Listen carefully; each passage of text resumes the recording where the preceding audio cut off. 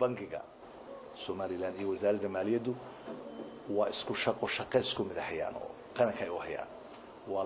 laba institution iyo laba hay'adood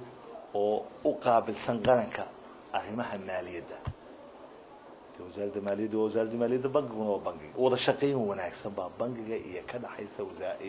wasaaradda maaliyadda haba yaraatee maalmaha kamid ah oo bangiga iyo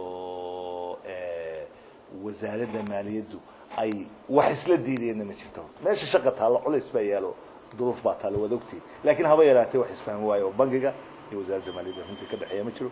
waxaan maqlay maalmo dhaweyto la leeyahay wasaaradda maaliyaddu lacagtii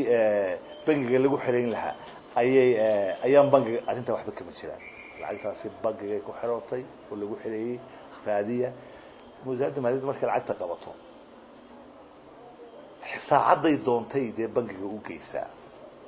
isleedahay lacagtaasi xilligaasay munaasab ku tahay lacagtaasi bangiga ayay taallaa isla hagaajin iyo la dagaalan sicir bararka oo bangiga iyo wasaaradda maaliyaddu ka wada socdeen runtii ayaa jiray la socotaan xogay doorka ayar kor u kacay marka bangiga iyo wasaaradda maaliyaddu way ka wada shaqaynayeen sidii aanay taas u dhacdayn hoos loogu soo celin lahaa waana ku guulaysanay oo hoos buu soo noqday anigu runtii damacayga hore maantana waan ku celinaya dalka waxaan rabaa madaxweyne inaan ka noqdo maalinta Axmed Maxamed Maxamuud Silaayo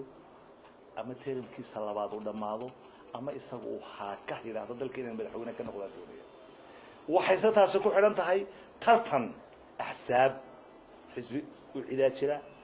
xisbi wadaniya jira xisbi kulmiya jira candidate uma yahay anigu maanta xisbiga kulmiya laakiin maalinta candidate kulmiya la gaado